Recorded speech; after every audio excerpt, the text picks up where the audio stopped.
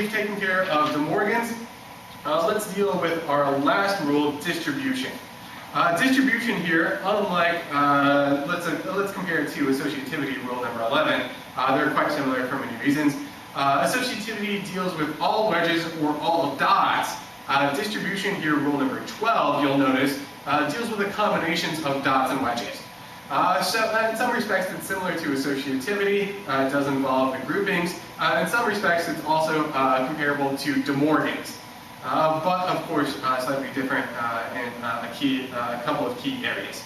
So let's start with the visual explanation as given to us in the text. And there are many possible combinations for this one, you'll notice.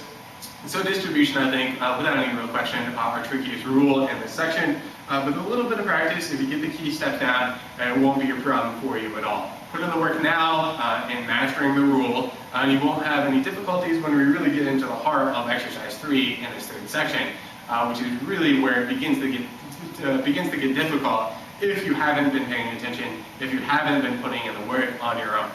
So again, let's start with the visual explanation, and I'll start here with the top line on the far left-hand side. If we have something that looks like this, P and parentheses Q or R, we can manipulate it and turn it into something that looks like what appears, the statement that appears to the right of those 4 dots. But how do we get there? What are the key steps here that you need to commit to memory? Well, the first step is quite similar to De Morgan's. In De Morgan's, we generally distribute the tilde on the outside of the parentheses. In distribution, you're not distributing a tilde, rather you're distributing an entire variable. So we'll distribute, in this case, the variable that appears on the outside of the parentheses, which here is the P.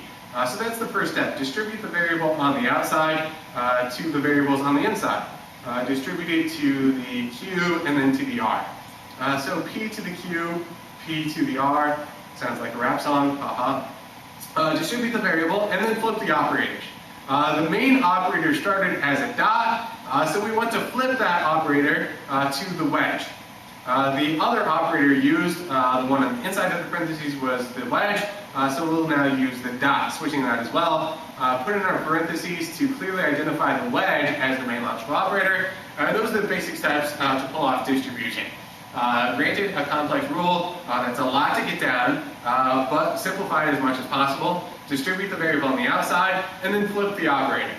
We started with the main operators, the dot, flip that to a wedge, and then use the dot here as a leftover operator on the inside of the parentheses. As is the case for all of these rules, it's a two-way street. We can start with this, turn it into that, or vice versa, the other way around. Further, and this is indicated here on line number 2, we might start with a statement that's quite similar to this, but it's got the operators here reversed. We might start, for instance, with P wedge, Q, and R. Well, same basic principles apply. Distribute the P, P to the Q, P to the R. Operator, main operator starts as a wedge. Flip that to a dot. Use the wedge as the leftovers. Put in your parentheses, and there's distribution. Going in the other direction, similar to De Morgan's, instead of distributing a variable on the outside, we would suck out the like variable. To put it crudely, suck out the like variable.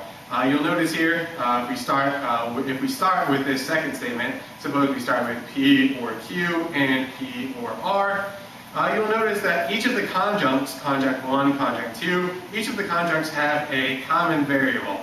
They both have the P's out front. So we could, going the other direction, bump that like variable out, leaving the Q and the R on the inside of the parentheses. I switched that to a capital R, but you get the idea here. Main operator starts as a dot, switch it to a wedge, and then use the dot on the inside of the parentheses. So both directions, either distribute and flip the operator, or suck out and flip the operator. Quite similar to De Morgan's, only in De Morgan's you distribute a tilde. Here we're distributing or sucking out an entire variable. So that's our last rule. That's the good news here in 7.3. The real challenge moving forward, as we'll do in the next video, into exercise 3, is to put it all together. Not just simply putting these 5 rules here together, these new 5 rules of replacement, but we've also got our original 8 rules of inference, which aren't going away. So now, at our disposal, we have 13 rules to choose from, and we've got to know exactly when to use which rule to derive the conclusion that we're asked to derive. And that's the real difficulty. Not just simply mastering all 13 rules, but knowing when to use them.